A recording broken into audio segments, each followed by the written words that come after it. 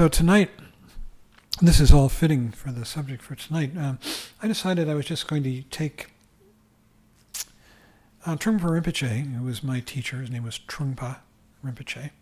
Rinpoche is a title, kind of like in the Tibetan tradition, it's sort of the equivalent of Monsignor in the Catholic tradition, for anybody who knows Catholic. And it's a title for an important or high lama. And it's the way you address them. Any of these people on the wall you would address as Rinpoche, among other things. And well,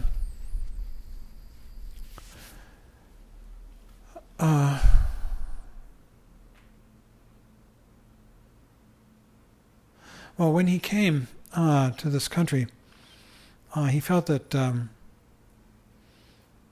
Americans needed the kind of meditation practice that we're doing now.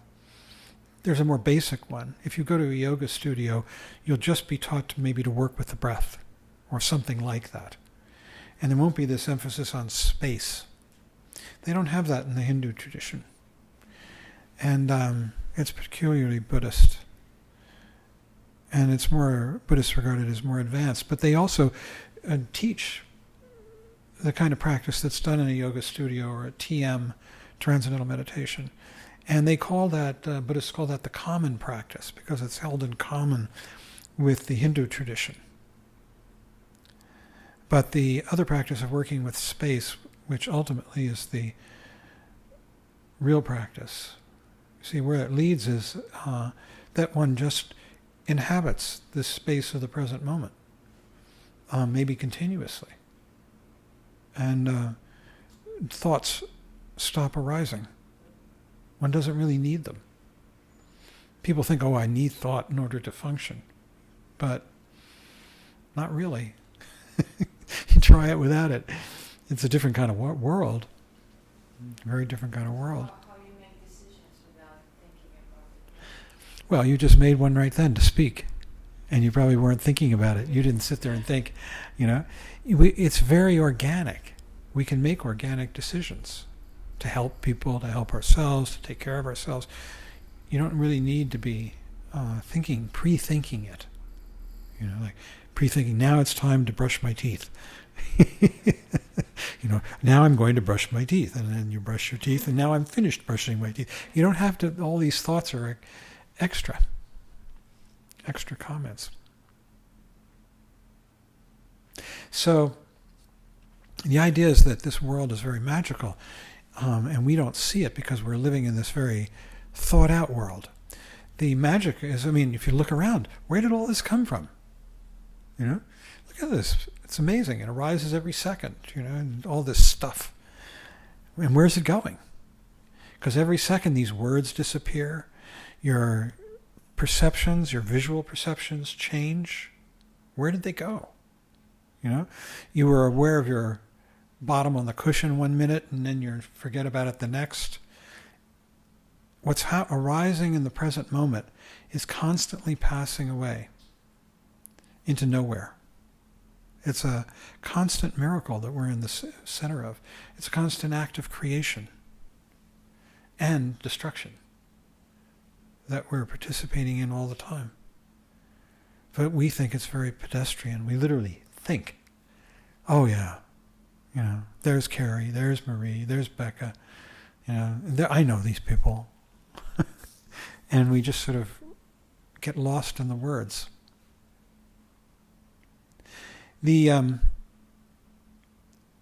he came, Trungpa Rinpoche came to this country, he started taking and after about 3 years, he started taking his students away for 3-month programs of study and practice. We called them seminary, Buddhist seminary. Where? Huh? Where? A variety of places, mostly in the West, mostly. Wherever we could find an inexpensive but nice place. So we often did it in ski resorts in the off-season. The first one we did, the first seminary took place in Jackson Hole, Wyoming in September, October, November. Ended in early December, just as the ski season was about to start. And they gave us the place really cheap because otherwise it just would have been sitting there empty anyhow. And then we had one in Aspen. It's Snowmass, outside of Aspen, Colorado. Very expensive place to be, but it was in the fall, and it was cheap, and it was perfect for us. And we didn't want to be there in the snow anyhow. You know, it was nice in the fall. It's beautiful. And we had one up in Chateau Lake Louise in Banff, Canada. Another one in Pennsylvania. That was the furthest east we ever got. And I think that's all the locations, is it? And then Shambhala Mountain. That's right. We had one at Shambhala Mountain Center. We had a land center up in Colorado, up about 7,500 feet in the Rockies. And we had, I don't know how many of them were up there. All of them now. All of them now. But there were a couple with Trungpa Rinpoche up there, I think. First one started in 86. Up there? Yeah, because that one we already owned anyhow. And it got to the point where we could house everyone if we did it in the summer. Anyhow, it was 3 months. And he gave a lot of teachings. And some of his senior students would teach. And there would be a lot of practice. And it was divided up into the lower teachings and the more advanced teachings. And the more advanced teachings were secret. They couldn't be passed around to the general public. But he said that at some point after his death, the lock of secrecy would come off. And that happened a few years ago. And one of his senior students, Judy Leaf, took all the transcripts of his talks, both the unsecret ones and the secret ones, and she compiled them into a book, which is in 3 volumes. It's called The Profound Treasury of the Ocean of Dharma. It's sort of a pun in a way. Dharma means Buddhist teachings. And it's a pun because his name, Trungpa Rinpoche's name, his first name was Chögyam. And Chögyam means Ocean of Dharma. It's a religious name that was given to him in a ceremony. You know, I've got one. You've had refuge, so Carrie's got one. So does Courtney, and Rochelle and Peter. When you go through a refuge ceremony, it's kind of like getting confirmed, you know, in the Christian tradition, or bar mitzvah in the Jewish tradition. Baptizing, like Yeah, but it doesn't take place when you're a baby. It's more like confirmation. You choose it as an adult. You sort of say, I'm committing myself to this path. Can we do it too? Hmm? Can we do it too? Can you? Yes. Yeah. Yeah, if you wanted to, we could talk about it. What a preceptor, somebody who gives the vows, wants to know is that the person who wants to take them is sufficiently educated into the tradition that they're making, an informed decision. Because what you're doing is you're saying, yes, I'm going to commit myself to this path. So the preceptor wants to know that you know what the path is. Huh? Yeah. But, I've got it in mind that at some point, we'll do it here. And when we have a group of people who want to take refuge vows. So his refuge name was Chögyam, just as, I don't know, what's your refuge name, Gary? Chögy Gyaltso? It's very similar. Gyaltso means what? Victory Lake, right? Huh? Gyaltso? Gyaltso? Gyaltso? Okay, Victory Banner of the Dharma. Dharma is the teachings. And what's yours, Courtney? Garma Satso. Garma Satso. And it means what? Earth Lake Dancer. Earth Lake what? Dancer. Dancer. Oh, that's beautiful. Earth Lake Dancer. And Rochelle, can we ask? Immaculate Crescent Moon. Immaculate Crescent Moon. Trimidati. Beautiful. And mine is Peaceful Dharma Holder of the teachings. Peaceful. A lot of these names are given in recognition of your potential. Who's choosing those names? The preceptor chooses the names. In my case, it was Trungpa Rinpoche who gave you your vows. I forget the name. Was at Westchester Buddhist Center. Well, oh, it was. Was it with Chögyam and Sangye? Yeah. So it was Lama Chögyam. Chögyam Wadzi, his name is, a Tibetan fellow. And how about you, Courtney? Who gave you? Eric Spiegel? Yes. Oh, good. Yeah, he's a preceptor. And Trungpa Rinpoche gave you yours, and Peter, who's asleep there, we don't know. That's okay. Don't wake him. Rain cloud patience. Rain Cloud of Patience. Oh, good name. He got it from Trungpa Rinpoche too. And Brought the house down. brought the house down? Well, because you weren't patient? Not allowed to. Yeah. See, often he would give you a name that was like Good potential. your potential, right? Express it that way, yeah. Yeah. Yeah. And I was a very, very speedy guy. He used to call me the Road Runner. Oh, that's right. Right. I remember that. You remember that, Peter? So he gives me this name, Peaceful Holder of the Dharma. He was funny that way. So, you see, his name was, though, Treasury of Dharma. Chögyam Gyatso means Ocean of Dharma. Gyatso, Tso means ocean, Gyatso means ocean, and Chögy means of the Dharma. So it's Dharma Ocean.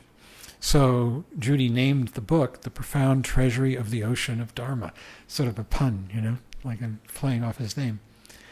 And I decided to take the first 2 chapters of the book to talk about tonight. And I've already talked quite a bit about them, actually.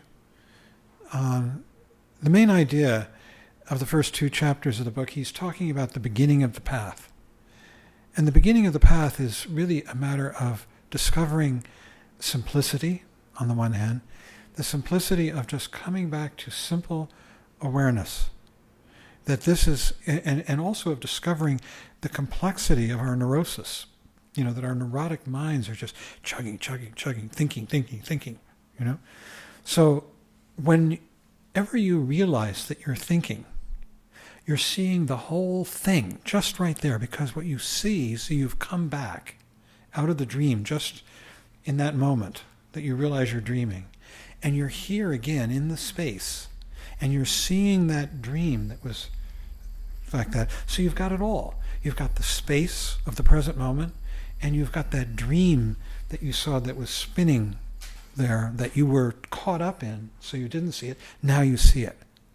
It's like a figure and a ground, Normally, when we're caught up in the dream, we're just lost in the figure, lost in the drawing on the piece of paper, and we don't see the background. But as soon as you come present, as soon as you realize you're thinking, you've come back, and there's the ground as well, the ground of awareness. Figure and ground. It reminds me a lot of well,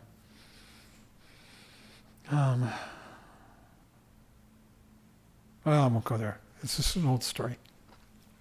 So, the beginning of the path, which is called the Hinayana stage of the path, it literally means lesser stage, but Trungpa Rinpoche preferred foundational stage, is that we're beginning to develop a more simple mind. We're beginning to see our neurosis and see the alternative, which is the simple space of clarity, of clear knowing. See, the core of our being is this clear, effortless, non-moving knowing. It's like you don't have to think about it. You're aware of this space, the room, the floor, me, the sound of this voice. Now that I mention it, the feeling of your body, what it's doing, all those things take place without effort at all. They're part of your core knowingness. And that core knowingness is called by a number of names. Sometimes it's called jnana. Sometimes it's called vidya. These are Sanskrit words that mean seeing without effort. And then what happens is that in the middle of this big space of knowingness, thoughts start occurring. Little ones like this, thoughts. And they're like little things scurrying around in the space. what about me? What am I going to do? How am I doing? You know, they're always about me, these thoughts. I like the Soto Zen tradition of Buddhism. They call that that thinking, little thoughts like that, they call it little mind. And they call this automatic awareness that we have big mind. And what we're doing is, you see in meditation, is we've been so focused on the little mind, thinking, what's for dinner, how am I doing, you know, my life is a mess, I want to fix it up, oh, I'd like to fall in love, I want to get rich, you know, I'm too poor, and we're all these thinking thoughts, right, complainatory, hopeful, hope and fear, they call that little mind. And big mind is this mind that's always here, relaxed, open, aware, that we come back to. It's like you walk down the street and you're lost in little mind. You're thinking, oh, my life's a mess. What am I going to do? I got to fix it this way, got to fix it that way. And you step off a curb and this guy just rams his horn on, you know, like he's just about to hit you. And you go, oh my God, I wasn't watching. And you come back. What do you come back to? You come back to big mind. The big mind that sees the car, that sees all the people around you that you weren't noticing, that sees the sidewalk, you know, and everything that you weren't paying attention to because you were lost in thought.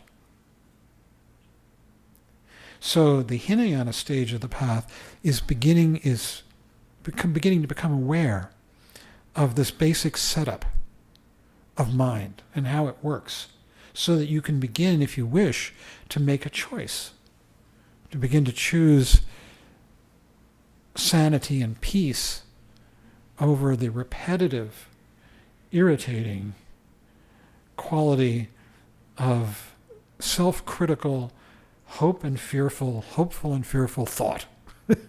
Little mind. We're beginning to opt for big mind. Yeah? Stinks. Thinks. It thinks. Yeah, I think. No, Huh? no, It stinks? It stinks. It stinks. Yes, it does. It causes us endless grief, huh? Ugh. Oh, it's terrible. Best. It tortures us. It always says things aren't good enough. I want them to be better, and they're going to get worse. If I'm not careful, they'll get worse. I got to work really hard to make them better. I. And it's a form of self-torture. So, in this second chapter, he describes how this all little mind comes together. And it comes together into a full-blown notion of me. Me has a past and a future. The past is my history. It's how I got to be me. It has a lot of habits. It has a sense of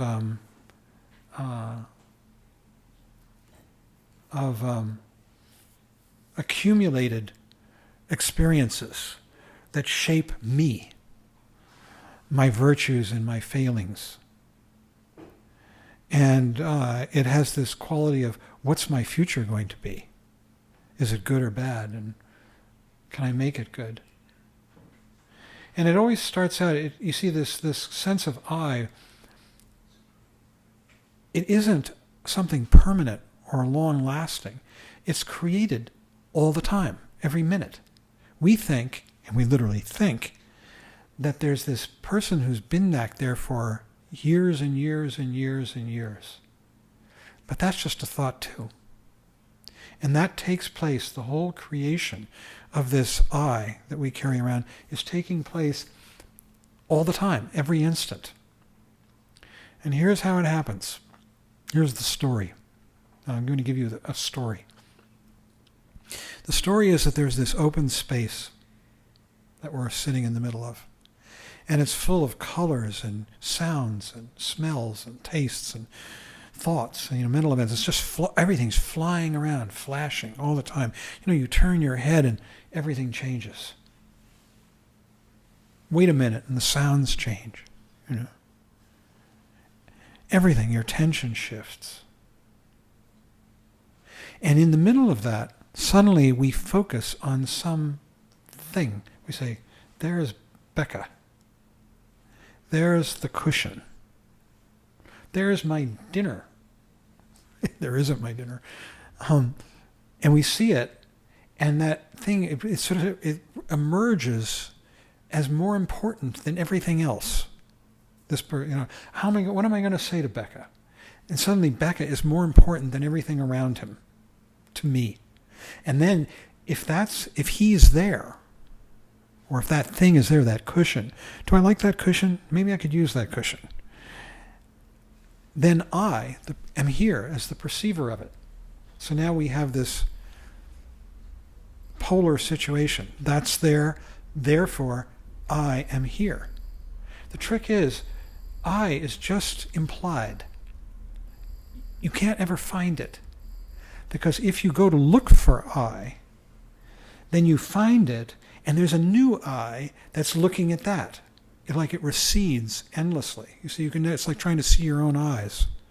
You can never find it. It's just an implication. And it doesn't really exist. It's just a story. It's just if that's there, therefore I am here.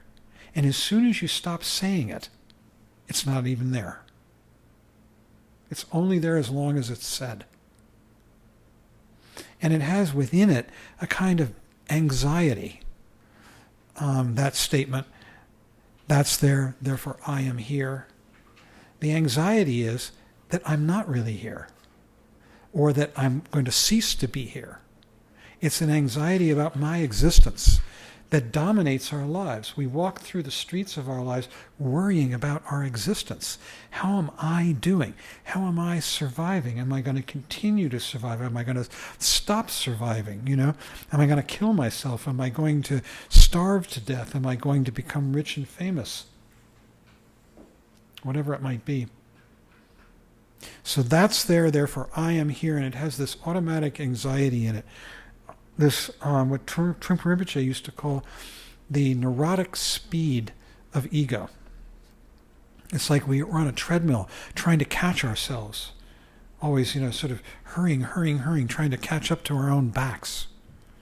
As though we could see our own backs if we went fast enough.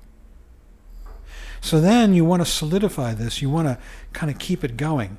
If that's there, therefore I am here. But as soon as you stop saying that, well, then I goes poof. No more I. As soon as you stop saying I.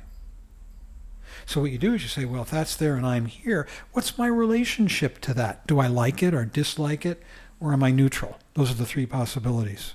If you like it, you want to pull it to you. If you dislike it, you want to push it away. And if you don't care, then you stay the same distance.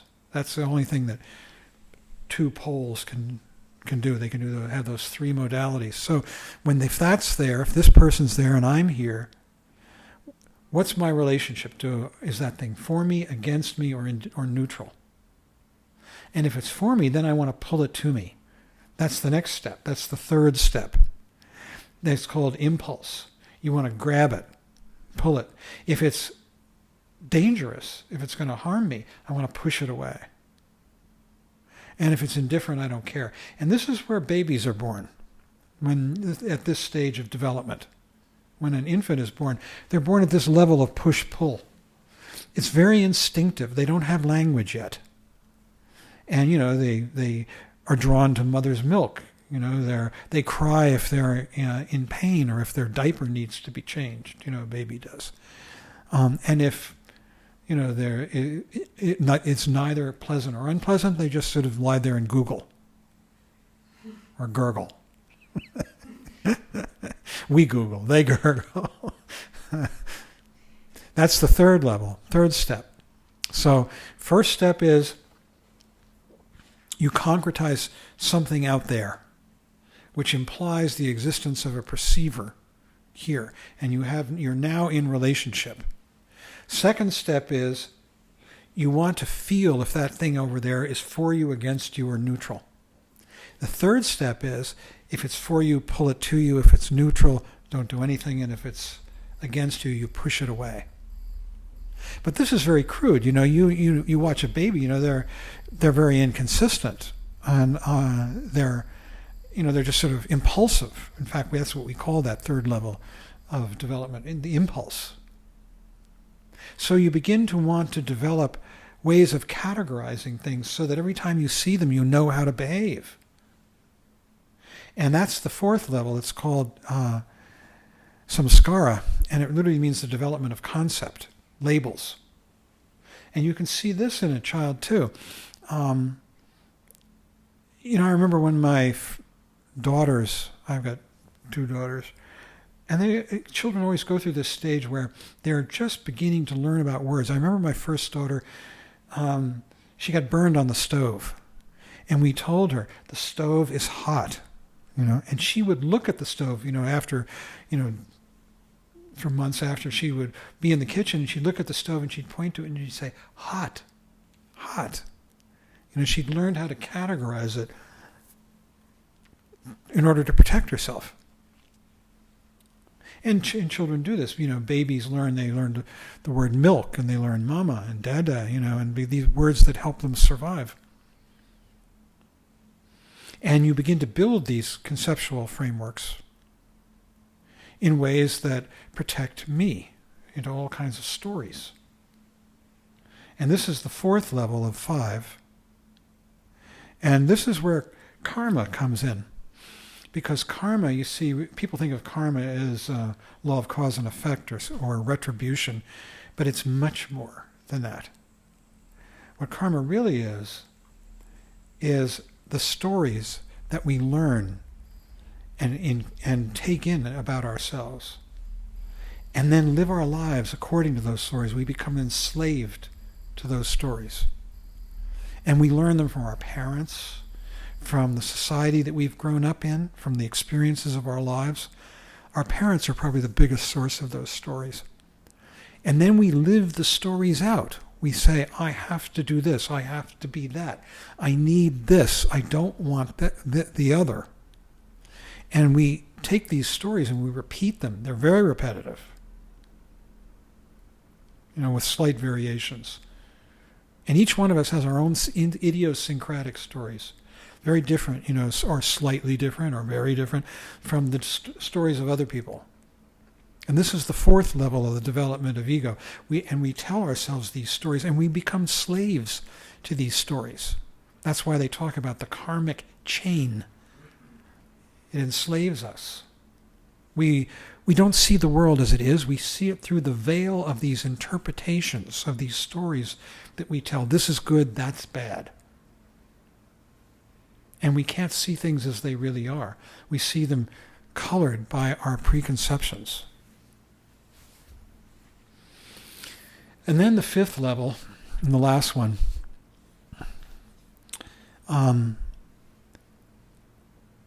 is when things begin to get really jumbled up and confused, and we take the energy of the third level, that push-pull, and you mix it with the stories of the fourth level, and you begin to get full-blown emotions. It's kind of like you take a story about somebody having what you want, and you mix it up with a little anger, because they've got what you want, and a little desire, because they've got what you want, right?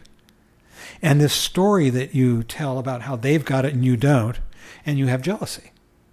And that's the full-blown jealousy of the fifth level. Or you might take a little bit of pleasure of getting a lot of stuff, from the third level, and mix it with a story that says, I've really got it made. I'm rich, I'm handsome, or I'm beautiful, and I've got what I want. And you take it with this whole sense of aggrandizement, of consumption, of taking in stuff that gives you pleasure. And you've got pride in the fifth level. And you get all different kinds of emotional stories that color our days. And we walk through our days seeing the world through the veils of these stories. And these stories are called realms. They're like worlds. And there are 6 primary ones. 6 primary realms, and they're called the realms of the gods, because there are people who have mentality of gods, more or less. the realms of the jealous gods, the people who want to be gods but are not, you know. The human realm, which is the realm of passion. It's like the realm of, you know, going to the steakhouse and having a really beautiful steak with a nice glass of Bordeaux and, you know, sound good? and then below, I'm going down through the realms, you know, from the most pleasant to the least pleasant. Below the human realm is the animal realm, and the animal realm is the realm of stupidity. It's like you're dominated by fear and sloth, and, you know, just sort of an animal eats basically what's in front of it and doesn't think a lot and is not capable of nuanced response to the world the way a human being is. And beneath that is what are called the realm of the hungry ghosts. These are beings that are dominated by a feeling of hunger, that they don't have what they need and they can't get it. And even when they're given it, they can't take it in. So hungry ghosts, there are many different kinds, but the classic one is pictured as having a huge belly and a tiny neck and a tiny mouth. So they can only take in one drop of liquid or one grain of rice at a time, and they have this enormous belly to fill. So they're constantly hungry. And I always think of a guy I knew in college who, whenever he was around, he always felt like he was hungry for attention, approval of me and whoever he happened to be around. And he felt like a hungry ghost. And then beneath the hungry ghosts are the hell beings. And hell beings are dominated by fear. Fear for their very survival. And they're very angry. Because anger is the weapon of extreme fear. And I'm thinking of a guy I saw walking down the street here in New York a few days ago, and he was yelling and gesticulating, and everybody was giving him a wide berth. They're afraid of him because he wasn't relating to the real world at all. I mean, you could say that none of us do completely, but he was living in a really, really bad fantasy. Angry, frightened. Now, there are three ways that you can take these realms. This is the way we experience them. On the one hand, on the deepest level, we're actually born into a realm. So all the people in this room, we're born into the human realm. We have human bodies. As opposed to our pets, let's say a cat or a dog, that's born into the animal realm. So you can be born into a realm, and you stay there with the appropriate body for a long time. And you can be born, now we don't see them, but what these teachings are saying is, if you want to believe this, that there are people, sentient beings, who are born into the hell realms, the God realms, and all the others. And they live in this world? They live, for instance, I was reading about this one time, and they said that the hungry ghosts tend to live, some of them are very small, teeny weeny, and they live in the corners of rooms, like up there, and they're as oblivious of us as we are of them. We don't see them, they don't see us. These realms are sort of invisible to each other. So we can only see like human realm and the animal realm? We can, certainly. And there are people who can see the other realms too. Yeah, they say. I don't know, I haven't experienced that myself, but there are supposedly people who can do that. Last night I heard the Dalai Lama's oracle speak. I would imagine she's one of those people. She spoke up in Irvington, and she's his oracle. That means she gives pronouncements about the future and other things too. But she didn't give any pronouncements last night. She just talked about the Buddhist teachings. So there's that level, huh? What's her name? Well, like many female teachers, she goes by the title of Khandro. Khandro is a word that means feminine, enlightened feminine. Okay, there are enlightened feminine Khandros, there are ordinary Khandros, and there are bad Khandros. There are those three different kinds. And she would be one of the enlightened ones. So we just were referred to her as Khandrola. Khandrola is kind of an affectionate ending, or an ending of affection and respect. I can't remember her real name. I could look it up. It's on the internet. So there's that first level of understanding the realms, that you can be born into a realm. And we're born into the human realm, and our pets are in the animal realms. And we know lots of animals, insects are in the animal realm, and microbes. And so the second level of understanding these realms is that we can be born into a human body, but have a mentality of one of the other realms. So that fellow that I saw walking down the street, he was born in a human body, but he had the mentality of a hell being. He was in mental hell. And that's what happens to each one of us. We can become conditioned. So you've met people, who are very, very proud, who are very happy and proud and content in their lives, maybe billionaires, or you don't have to be rich to be a god. You can go the other way too. Might be someone who's developed a very simple, frugal way of life, but they love it. The definition of what it means to be a god is that you think that you've arrived. This is it. It's perfect. I've got what I want. And there are people who have achieved that in this life, and they are human beings, but with the mentality of gods. You could say maybe movie stars, but there are movie stars who kill themselves too, who are unhappy. So it doesn't necessarily follow that circumstance, indicates your mentality of mind, but it can. And there are people, I often think that when I think of jealous gods, I think of some of the people that I've met who are Wall Street, powerhouses. Because what it means to be a jealous god is that you see the possibility of heaven, however you would define it. Maybe you define it as being rich. If only I were rich, then I'd be in heaven. And so you set about to becoming rich, and then you could become a jealous god. Jealous gods are warriors.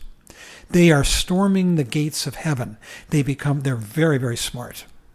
They're proficient. They are expert with their weapons, whatever their particular field of endeavor is. So on Wall Street, they're just really smart business people, and they're storming the gates of heaven. They're going to become gods. There are only a limited number of places in heaven, right? And you've got to sort of breach the walls to get there. And the gods don't want you there because they want to keep what they've got for themselves. So they've got these walls up. So jealous gods, they're jealous. They want to get over through the walls. And it could be any field of endeavor. It could be art. You might be an artist as a jealous god, or a musician, or whatever it might be. And human beings, to have the mentality of a human being, is very appreciative. You're kind of a connoisseur of whatever, wines, art, theater, music. You're living the good life. It's hearth and home, good meals, wonderful environment. It's a life of pleasure. It's the middle point. The most pleasure is in the God realm, and the most pain is in the hell realm. And the human realm is the middle point. It's the best place to practice the Dharma from. And in fact, of all of these realms, it's the only one that you can practice the Dharma from. The rest of them either have too much pleasure or too much pain. And then beneath that, is the animal realm. These are people who are very stupid. They're just eating whatever is in front of their nose. They see life as a survival of the fittest. And, you have to struggle for your survival.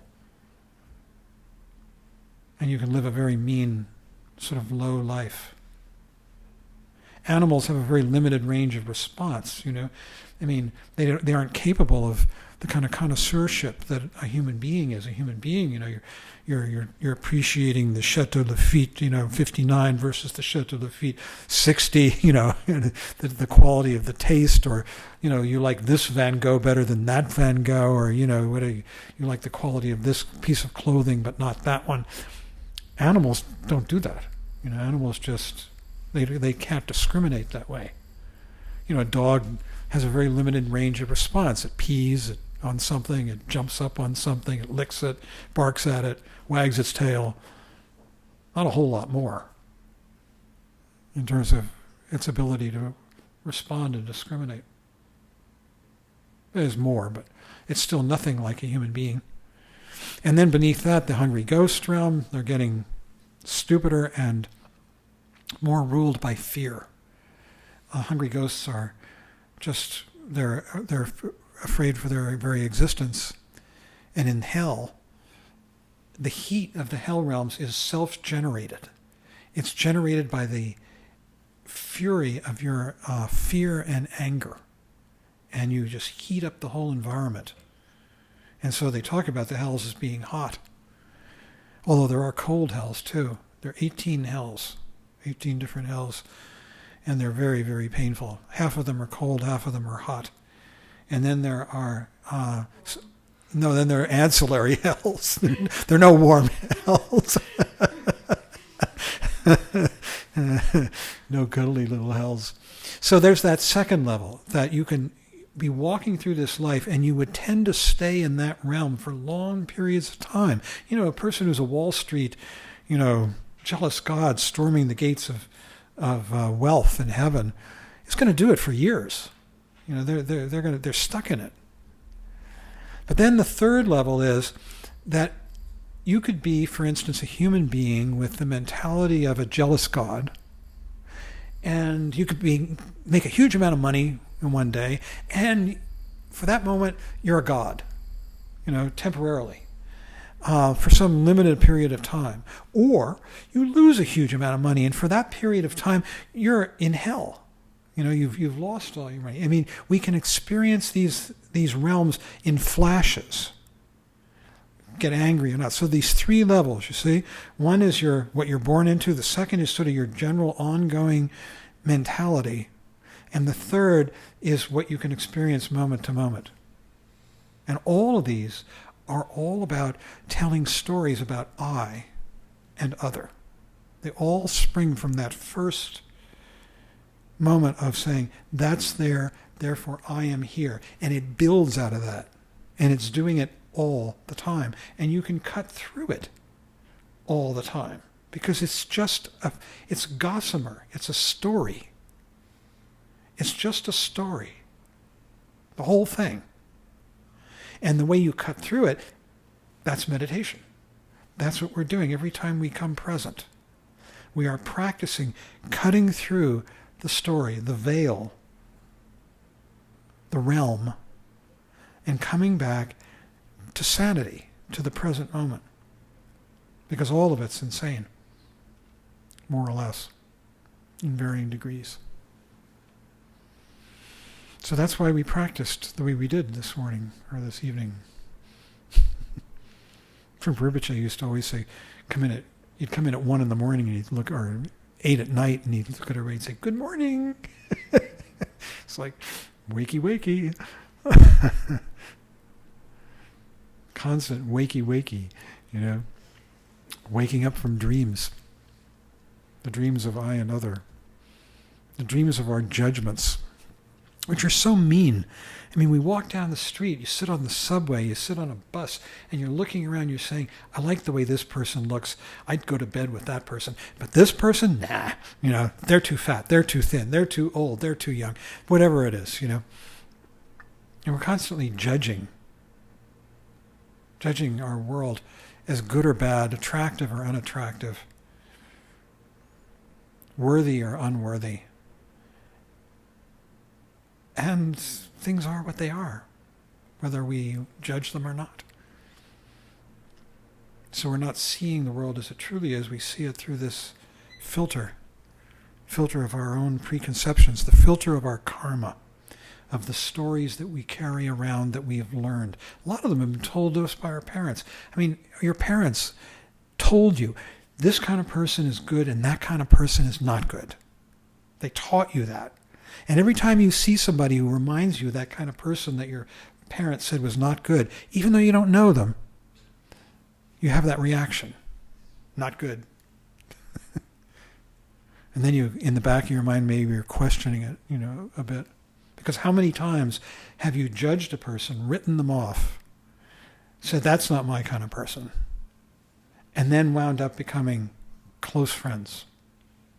I've done it so many times. It's humiliating, it's wonderful, it's liberating, because it liberates us from our karma, from our stories. When I first came to Colorado, Marvin, forgive me, I asked Trungpa if I could go with him to Colorado, and he said yes. And then I found that someone else had asked him too, and he had said yes to this person. His name was Marvin. And I met Marvin, and he was not my kind of guy. He just wasn't. He was everything sort of I was not, or I thought I wasn't. But, what could I do? Trungpa was the boss, and he had said yes to the both of us. So we went together. Marvin became one of my closest and best friends in life. I'm almost in tears thinking about it. Please forgive me, Marvin, for my stupidity. And he was just, wonderful. I love him very much. And he was really terrific person, and just not what I had been taught was the proper person for my country club.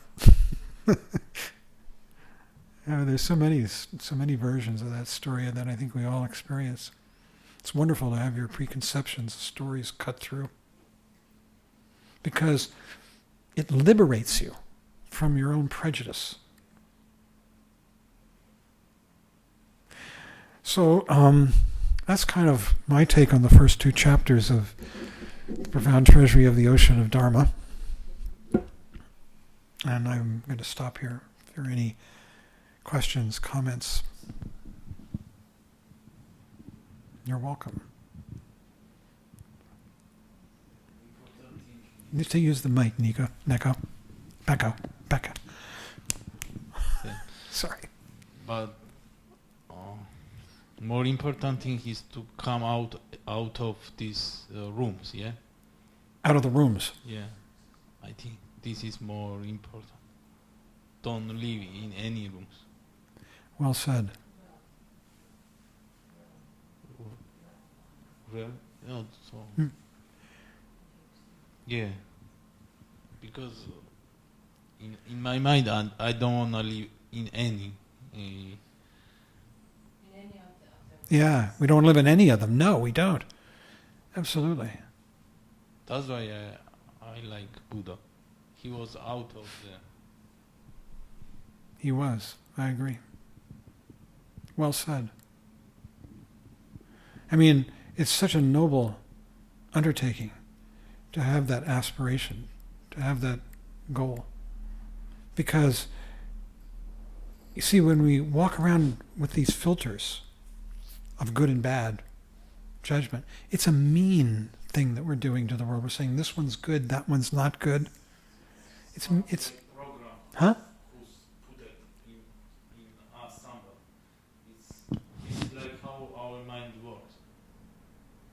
But if you make always I make I thinking about you something, yeah?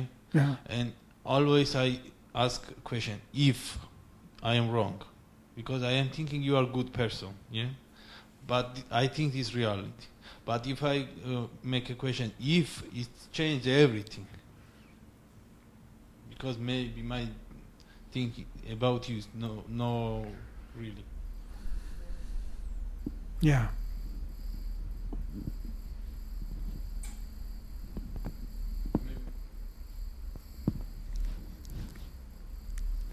Can you say something? Yeah, I think that all human being has to think about our lives, and we have to appreciate the fact that we're born as a human beings, because that's the only way to get out of this realm of samsara, right?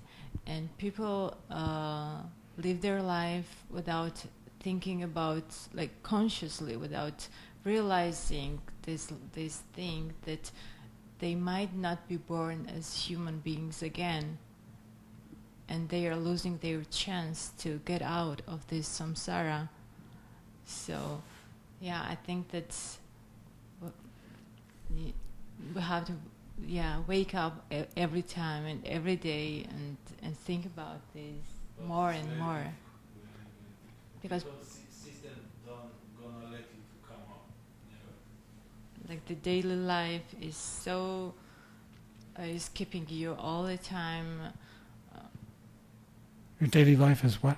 The daily life is keeping you in this system. Like it doesn't allow you to think about the other thing, like about the spiritual things, right? Yeah, but you see, that you can use your daily life. Yeah, we can. And you can just, by cutting through your daydreams and coming back to, just like you are now, clear, open awareness of your daily life, you use every situation to wake up.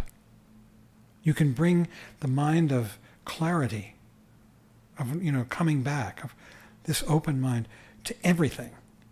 There are slogans that were created by a great teacher in Tibet who went to Tibet. He was an Indian teacher. And there are 57 of these slogans. And so many of them, a number of them anyhow, are all about that taking everything, when there's evil in the world, bring it to the path. And what he's saying is, if there's evil that's happening in your life, see it with the mind of non-judgment and deal with it appropriately. And you can use everything, absolutely everything. That's terrific practice. It's the fastest way. You don't look for an ideal situation. You use everything you've got. And we've got a lot. And that's the fast path. It's the hard path, too. Because we tend to fall into dreams so fast. We're triggered all the time by different things, by people we see, or events that take place, or you walk into a room. You walk into this room and you think immediately, do I like this room? We're triggered all the time into dream. And so the task is constantly to see it and to let it go and to just come back to awareness, clear, open awareness, for however long. It might only be a short period of time, but there's nothing else to do. It's the only path.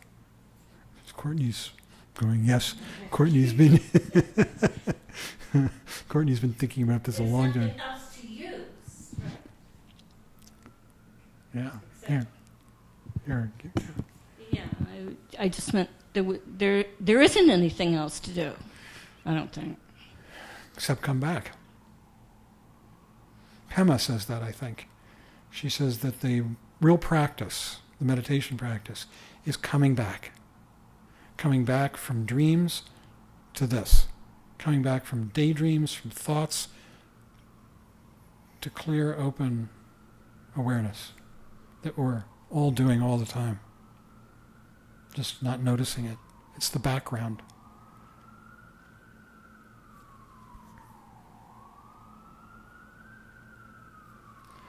Well, we can end here. Rochelle? Hi. Oh gosh. So, should we end? Okay. We can. Do you turn it off?